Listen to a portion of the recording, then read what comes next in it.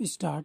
महोदय, सबसे पहले मैं आपका ध्यान देश के विकास के संबंध में खींचना चाहता हूँ। हमारे देश के विकास में आज जो बाधा आ रही है, शायद जनसंख्या वृद्धि हो सकती है। आज देश के विकास में बढ़ती हुई जनसंख्या एक अवरोध उत्पन्न कर रही है। अतः जनसंख्या वृद्धि पर हमारा नियंत्रण करना देश की सबसे बड़ी आवश्यकता है। यदि परिवार में महिला शिक्षित होगी तो उन्हें इस बात का महत्व मालूम हो सकता है कि परिवार सीमित रखने से हमें कौन कौन से लाभ हैं और सीमित परिवार रखने से हमारी आर्थिक समस्या का समाधान किस प्रकार से हो सकता है। इसलिए हमें शिक्षा पर ज़्यादा जोर देना चाहिए।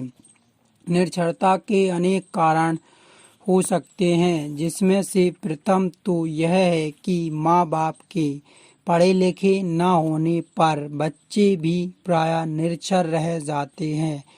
यह बात हमें स्वीकार करना पड़ेगी कि इस तरह संपूर्ण देश में माता पिता की निरक्षरता लाखों बच्चों के निरक्षर होने का कारण हो सकता है। दूसरी बात यह है कि जनसंख्या की तीव्र वृद्धि और निर्धनता को भी उसके लिए जिम्मेदार ठहराया जा सकता है।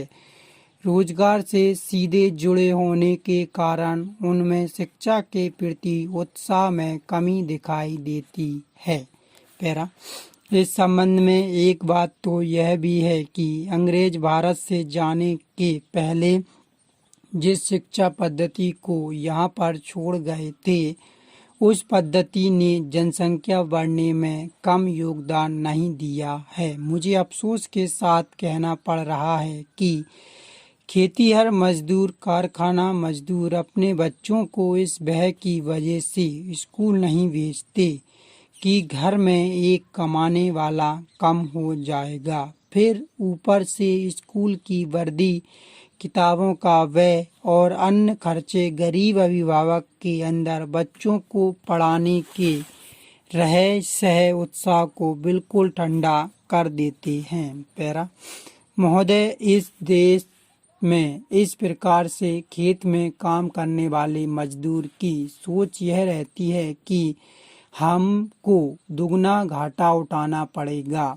इस कारण वह पढ़ाई छुड़ाकर अपनी तरह काम में जुटा लेता है।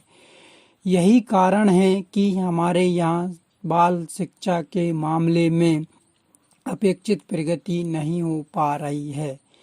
पहली कक्षा में 100 बच्चे दाखिल होते हैं, उनमें से केवल 23 बच्चे मुश्किल से 8वीं कक्षा तक पहुँच पाते हैं।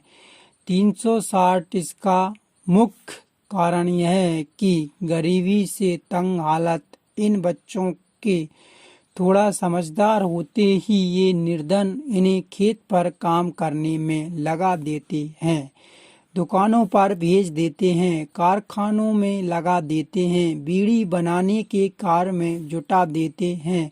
उपयुक्त काम नहीं मिल पाता है तो उन्हें बर्तन साफ करने के विभिन्न कार्य करने में लगा देते हैं, जिससे वे अपने तन ढकने और कम से कम 2 जून रोटी के लिए कुछ कमा सकें। प्रायः निर्धन वर्ग की मजबूरियां उनके बच्चों को पढ़ाई करने से रोक दिया करती हैं।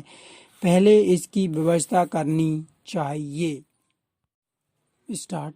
महोदय,